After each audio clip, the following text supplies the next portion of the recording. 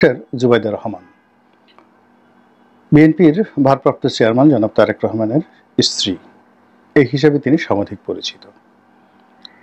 তার স্বামীর পরিচয় ছাড়া বা শ্বশুরের পরিচয় ছাড়াও তার একটি ব্যক্তিগত পরিচয় রয়েছে। তিনি পেশায় একজন ডাক্তার এবং যেন তেন ডাক্তার নয়, বিসিএস দিয়ে তুলনামূলক এবং প্রতিযোগিতামূলক পরীক্ষায় পাশ করে একজন সরকারি কর্মকর্তা রূপে তিনি নিয়োগ লাভ করেছিলেন, অর্থাৎ সরকারি ডাক্তার। ২ নম্বর হলো তার বাবা নৌবাহিনীর প্রধান ছিলেন এবং সাবেক মন্ত্রী ছিলেন। এবং সিলেটের যে কয়টি সম্ভ্রান্ত পরিবার রয়েছে, শিক্ষা দীক্ষা মান মর্যাদা, যারা সেই ব্রিটিশ জমানার আগেও অর্থাৎ ঠিক নবাবী জমানা থেকে আজ অবধি পর্যন্ত তাদের যে পারিবারিক সম্মান, সুখ্যাতি, মর্যাদা, আভিজাত্য ধরে রাখতে পেরেছেন, সিলেটের অনেকগুলো অভিজাত পরিবারগুলোর মধ্যে এই ডাক্তার জুবাইদুর রহমানের পরিবারও অন্যতম। আমরা জুবাইদুর রহমানকে দেখেছি যখন বিএনপি ক্ষমতায় ছিল তারেক রহমানের স্ত্রী রূপে, কিন্তু তার কোনো বক্তব্য আমরা তাকে দেখিনি। তিনি কেবলই তার স্ত্রী এবং তারেক রহমানের সঙ্গী রূপে বিভিন্ন অনুষ্ঠানে উপস্থিত হতেন। যেহেতু তিনি অনন্যা, অনিন্দ্য সুন্দরী এবং একেবারে মৃদুভাষী বলে ভুল হবে, আমরা কখনো তাকে কথা বলতে শুনিনি। তো কাজেই তার যে সৌন্দর্য, তার যে ব্যক্তিত্বময়তা, এটি তার সেই যে চুপ থাকার মধ্যে চমৎকারভাবে ফুটে উঠেছিল। তো তার সেই সৌন্দর্যের সঙ্গে তার যে দৃঢ়তা, সেই দৃঢ়তা আমরা লক্ষ্য করেছি যখন তারেক রহমান সাহেব জেলে ছিলেন। তার সংযম বোধ, এটাও আমরা দেখেছি ওই সময়টিতে। এর কারণ হলো পরিবারের উপর দিয়ে বিশাল ঝড় বয়ে যাচ্ছিল। আরাফাত রহমান কোকো জেলে 111-এর সময়, তারেক রহমান সাহেব জেলে, বেগম খালেদা জিয়া জেলে। তিনি নিয়মিত কোর্টে যাচ্ছেন, আদালতে যাচ্ছেন, জেলখানাতে আসছেন এবং সাংবাদিকরা অনেকটা পঙ্গপালের মতো তাকে ঘিরে ধরছে তার মুখ থেকে একটি শব্দ বের করার জন্য। এই সুদীর্ঘ সময় তার মুখে আমরা একবার হাসিও দেখিনি, কান্নাও দেখিনি। তিনি একটি শব্দ উচ্চারণ করেননি। আবহমান বাংলার যে আভিজাত্য, সে আভিজাত্যের সঙ্গে ইরানিয়ান যে ট্র্যাডিশন, সেই ট্র্যাডিশন অনুযায়ী তিনি সালোয়ার কামিজ পরতেন এবং মাথায় চমৎকার একটি ওড়না দিতেন পোশাকের সঙ্গে সামঞ্জস্য রেখে। তো ওড়না মাথায় দিয়ে সংযত অবস্থায় তিনি গাড়ি থেকে নামতেন আর একই সংযম প্রদর্শন করে নীরবে নিভৃতে কোনো রকম বিরক্তি প্রকাশ না করে সাংবাদিকদের শত রকম উস্কানির মধ্যে তিনি আবার গাড়িতে ঢুকে যেতেন। আমি অবাক বিষয়ে ভাবতাম যে মানুষ এত স্থির হয় কি করে। এরপরে তিনি লন্ডনে যান, তার স্বামীর সঙ্গে এখনো পর্যন্ত আছেন। হাতে গোনা কয়েকটি অনুষ্ঠানে হালকা সামান্য কিছু কথাবার্তা, তাও এই বছর খানেক হলো তিনি বলেছেন খুবই সংক্ষিপ্ত আকারে। এর বাইরে তিনি তারেক রহমানের সঙ্গিনী হিসেবে সব জায়গাতে গিয়েছেন, কথাবার্তা তেমন একটা বলেননি। তিনি বাংলাদেশে আসছেন, এটাকে তার স্বদেশ প্রত্যাবর্তন হিসেবে আখ্যায়িত করা যেতে পারে। তার এই আগমন বাংলাদেশের রাজনীতিতে একটা টার্নিং পয়েন্ট হবে। বিএনপির রাজনীতিতেও শুধু টার্নিং পয়েন্ট নয়, এটা একটা প্রাণ সঞ্চারী ভূমিকা রাখবে যদি তিনি রাজনীতি করতে চান। আর যদি এটা কেবলই তার নিছক পারিবারিক যাকে বলা হয় অভিযাত্রা হয়, তার মা অসুস্থ, হাসপাতালে ভর্তি, তাকে দেখা, পরিবারের লোকজনের সঙ্গে যাকে বলা হয় দেখা সাক্ষাৎ করা এবং তার শাশুড়ি আম্মা বেগম খালেদা জিয়াকে বাংলাদেশে পৌঁছে দিয়ে তারপর শেষে তিনি একজন ডাক্তার হিসেবে এখানে যারা পরিচর্যা করেন তাদের হাতে তাকে বুঝিয়ে দিয়ে তিনি হয়তো আবার ফিরে যেতে পারেন। এর কারণ হলো তার আশা বা এই বিষয় নিয়ে বিএনপির পক্ষ থেকে কোনো কথাবার্তা অফিসিয়ালি বলা হয়নি। তবে একটা বিষয় এখানে খুব চাঞ্চল্যকর, সেটা হলো বিএনপির পক্ষ থেকে অফিসিয়ালি দাপ্তরিকভাবে পুলিশ প্রধানকে চিঠি লেখা হয়েছে যে জুবাইদুর রহমান তিনি যখন বাংলাদেশে থাকবেন তার নিরাপত্তা ঝুঁকি রয়েছে এবং তাকে সর্বোচ্চ পর্যায়ের নিরাপত্তা প্রদান করার জন্য পুলিশের নিকট দরখাস্ত করা হয়েছে। এর থেকে আপনি অনুমান করতে পারেন যে জুবাইদুর রহমানের যে অবস্থান বাংলাদেশে এটি দীর্ঘমেয়াদী হতে পারে। তিনি on behalf of Tarique Rahman তিনি মুভমেন্ট করবেন, তারপর তিনি রাজনৈতিক কর্মকাণ্ডে অংশগ্রহণ করবেন, এটি আপনি অনুমান করতে পারেন এই একটা বিষয় নিয়ে। 2 নম্বর হলো যে তিনি তো কখনো রাজনীতি করেননি, কথাবার্তা বলেননি, কোনো সিদ্ধান্ত দেননি। তো সেক্ষেত্রে তিনি রাজনীতিতে এলেই বা কি বা না আসলেই বা কি, বা তিনি আসলে তিনি তো রাজনীতি পারবেন অথবা রাজনীতি যতটুকু বিএনপির আছে সেটা যে নেতিবাচক হবে না, ইতিবাচক হবে, এটার গ্যারান্টি কি? এখানে প্রথমত একটা বিষয় বলি যে যখন আমি আওয়ামী লীগে ছিলাম, আপনারা জানেন যে জুবাইদুর রহমান ওনার সঙ্গে তারেক রহমান সাহেবের বিয়ে যেমনভাবে হয়েছে, একই সঙ্গে শেখ হাসিনার সঙ্গে তার একটা আত্মীয়তার সম্পর্ক আছে, দ্রুতর সম্পর্কে জুবাইদুর রহমান বনাম শেখ হাসিনা। তো তারেক রহমান সাহেবের ব্যাপারে শেখ হাসিনার ভীষণ রকম অ্যালার্জি ছিল এবং এখন পর্যন্ত আছে, এবং শেখ হাসিনার যে অভ্যাস মরে গেল সেই অ্যালার্জি যাবে না।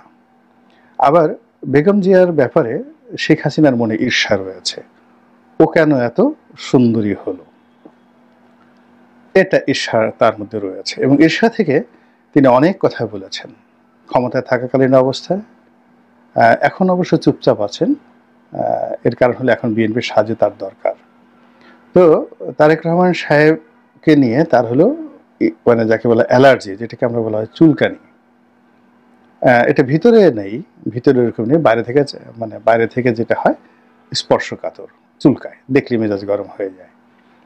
আর বেগম খালেদা জিয়া, তাকে নিয়ে তার একটা ঈর্ষা রয়েছে এবং ঈর্ষাটা সে একেবারে হৃদয়ের ভিতর থেকে। কিন্তু জুবাইদুর রহমান সম্পর্কে তার একটা ভীষণ সফট কর্নার রয়েছে।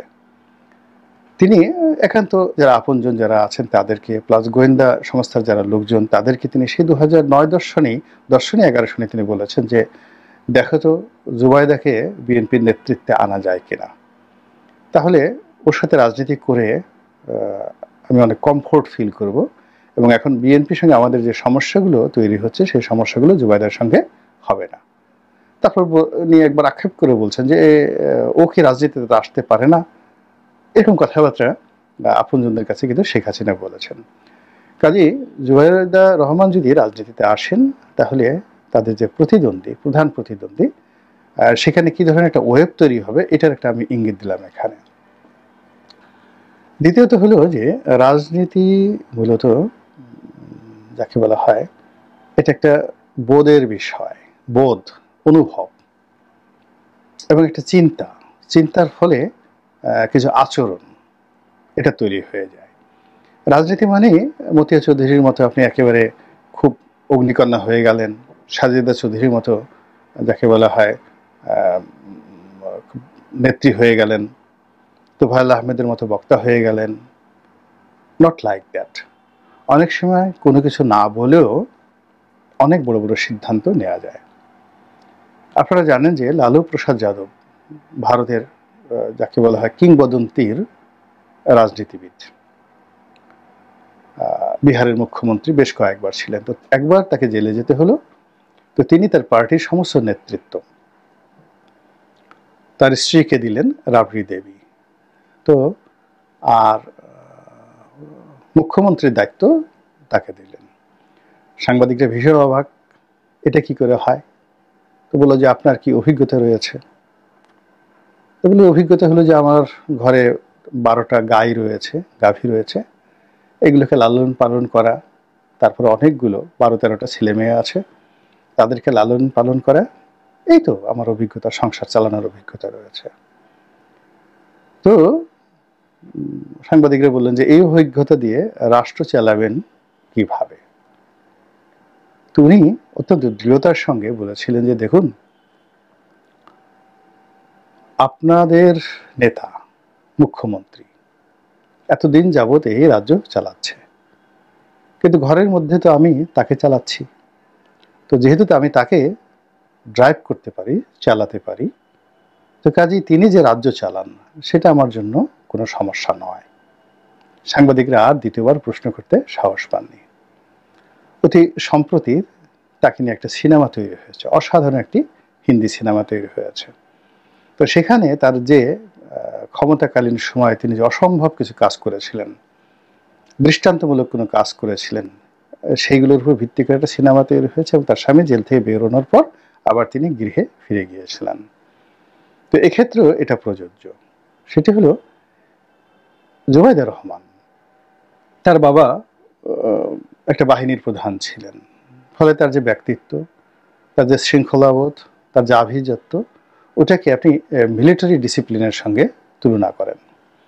তার ব্যক্তিগত যোগ্যতা, অভিজ্ঞতা, এটাকে তুলনা করেন তার শিক্ষাগত যোগ্যতা, ডাক্তারি পড়া, এবং তিনি যেই সময় ডাক্তারি পড়েছেন সেই সময় প্রাইভেট মেডিকেল কলেজ ছিল না, এবং তিনি যে সময়টাতে বিসিএসে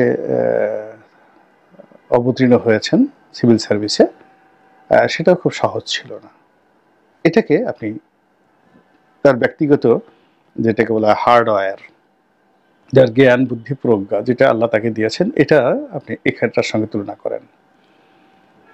এরপরে তার যে অভিজ্ঞতা, সেই অভিজ্ঞতাটা হলো যে পিতার সেই রিটায়ার করার পর পিতা যখন মন্ত্রী ছিলেন, একজন মন্ত্রীর কন্যা সে যদি 5 বছরে শুধুমাত্র তার পিতাকে দেখে,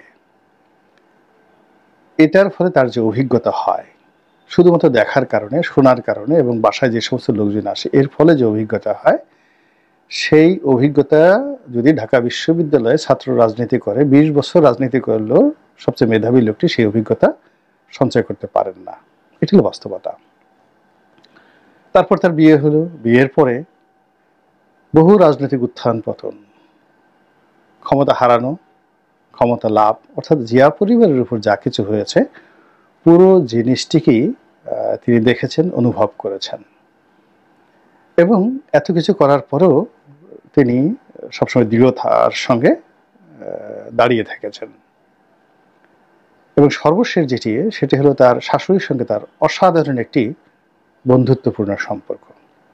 তো আপনি যদি বেগম জিয়াকে 1 নম্বর দেন বা 100 নম্বর দেন, তো জুবাইদা রহমানকেও দিতে হবে। এর কারণ হলো তাদের মধ্যে পুত্রবধূর এবং শাশুড়ির যে সম্পর্ক, সেই সম্পর্ক তো মানেকা গান্ধীর সঙ্গে, যাকে বলা হয় ইন্দিরা গান্ধীর, ছিল দা কুমড়ার সম্পর্ক, ঝগড়াঝাটি, এমনকি মানে হাতাহাতির মতো পর্যায়ে তারা চলে গিয়েছিল। কিন্তু সোনিয়া গান্ধীর সঙ্গে শাশুড়ির সম্পর্কের কারণে সোনিয়া গান্ধী ভারতের রাজনীতিতে যে কিংবদন্তির মর্যাদা পেয়েছিলেন, এটা আমরা সবাই জানি।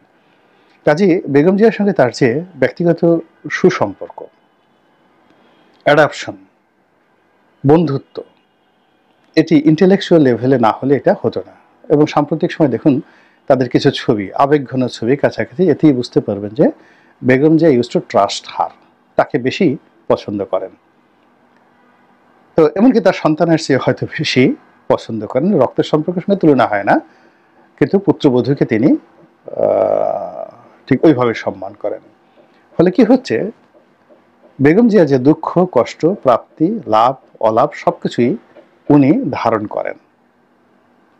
তারপরে একেবারে সর্বশেষ তারেক জিয়া বিএনপি চালাচ্ছেন, কিন্তু তারেক জিয়াকে যে চালাচ্ছেন এটা জুবাইদা রহমান। এটা উনি বলুন আর না বলুন, তারেক রহমান সাহেব স্বীকার করুন বা না করুন, এটাই হলো বাস্তবতা। এখন সেই অভিজ্ঞতা নিয়ে তিনি বাংলাদেশে আসছেন, আসার পর এই দলটিকে তিনি কিভাবে পরিচালনা করেন, রাজনীতি তিনি কিভাবে করেন, বা আদৌ রাজনীতি থেকে তিনি নিজেকে রাজনীতিতে তিনি জড়াবেন কিনা, সেটা সময় আসলেই দেখা যাবে। আল্লাহ আমাদের সবাইকে হেদায়েত দান করুন।